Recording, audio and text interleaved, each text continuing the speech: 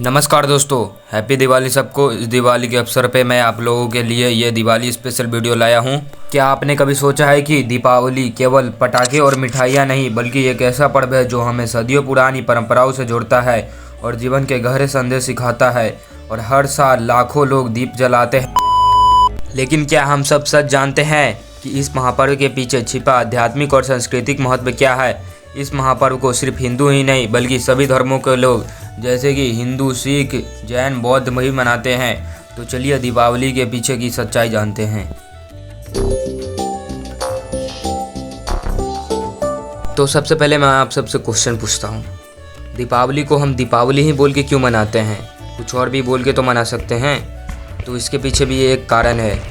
दीपावली शब्द संस्कृत के दो शब्द दीप अर्थात दिया या अवली अर्थात अलाइन की श्रृंखला में मिश्रण से हुई है। कुछ लोग दीपावली तो कुछ दिवाली बोलते हैं। तो क्या दीपावली को सब भाषा में ऐसे ही बोला जाता है? तो इसका जवाब है नहीं। बंगाली में इसे बोला जाता है पिंपावली, सिंधी में दियाड़ी, नेपाली में तिहार और भी बहुत भाषा है। उन सब का मैं यहाँ पे स्क्रीन में दे देता हूँ, आप वीडियो पॉज करके देख सकते हैं। अच्छा, ये सब तो हो गई ऊपर ऊपर की बातें, लेकिन क्या आपने कभी सोचा है कि दीपावली कब से मनाई जाती है और सबसे पहले इसे किसने मनाया था? क्या केवल रामायण से जुड़ा है या इसके पीछे और भी रहस्यमयी कहानियां छुपी हुई है? यम और नचिकेता की कथा का संदर्भ भारत में दीपावली का इतिहास हजारों साल पुराना है। पद्म पुराण और स्कंद पुराण में इसका उल्लेख भी मिलता है, जिसमें दियों और सूर्य के प्रतीक के रूप में दर्शाया गया है। सूर्य जो जीवन के लिए प्रकाश और ऊर्जा का स्रोत है, इसी को दीपों के माध्यम से हम कार्तिक मास में याद करते हैं। वहीं पे यम और नचिकेता की कथा दीपावली को सही और गलत, ज्ञान और अज्ञान के बीच के संघर्ष को दिखाता है। यह त्यौहार हमें अपने जीवन के सच्चे धन और सही मार्ग को ओर प्रेरित करता है। इतिहास के पन्ने में और भी कहानियां जुड़ी हुई है।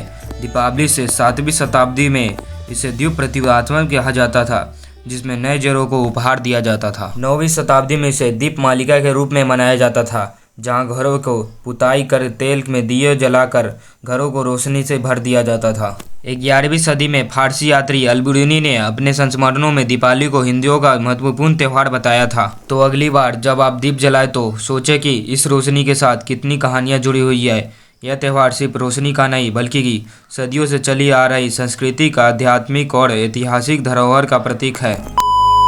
भारत और नेपाल में दीपावली केवल एक त्यौहार ही नहीं बल्कि खुशियों और रोशनी से भरा एक पूरा अनुभव है।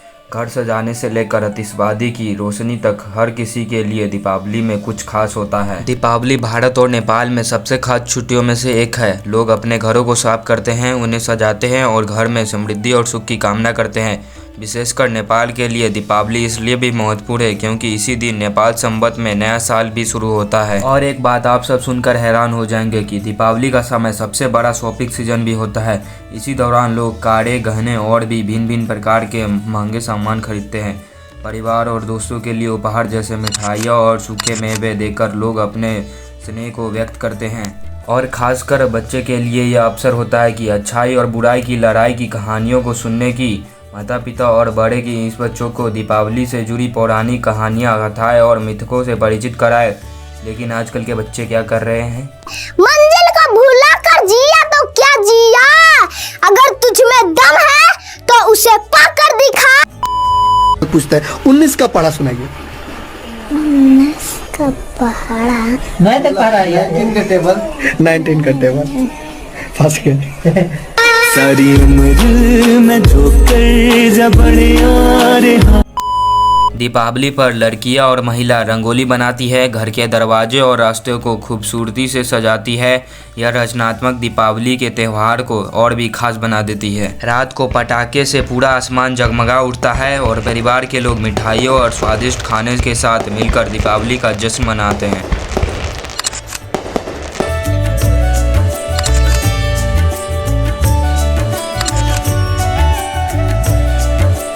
ऐसे क्या देख रहे हो? मुंह में पानी आ गया क्या?